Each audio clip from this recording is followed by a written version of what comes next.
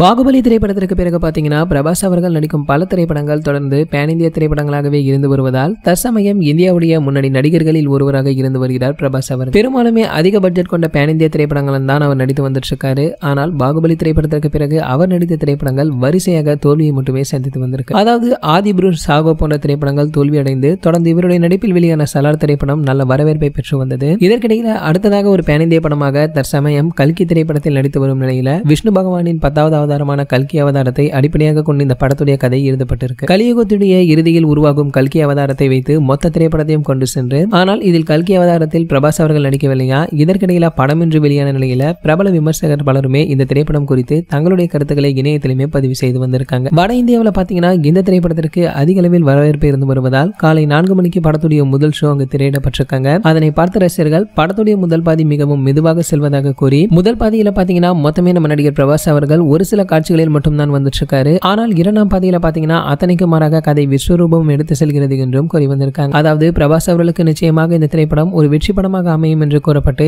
இதற்கிடையில இந்த திரைப்படத்தை முதல் காட்சி பார்த்த நம்ம அஜித் சார் பிரபாஸ் அவர்களை தொலைபேசி மூலம் தொடர்பு கொண்டு வாழ்த்துக்களை தெரிவித்திருக்காரு. இந்த தகவல் பாத்தீங்கன்னா தற்போது இணையத்திலுமே வைரலாகி வருகிறது. சரி, ஓகே, இது போன்ற நம்ம சினிமா பற்றி வெளியாகும் அனைத்து செய்திகளை நீங்க உடனே தெரிஞ்சுக்க நம்மளுடைய அஜித் டாக்கீஸ் நம்ம சேனலை சப்ஸ்கிரைப் பண்ணிக்கங்க. பக்கத்தில் உள்ள பெல் ஐகானை கிளிக் பண்ணிட்டீங்கன்னா நீங்க நம்ம வீடியோவை மிஸ் பண்ணாம பார்க்கலாம்.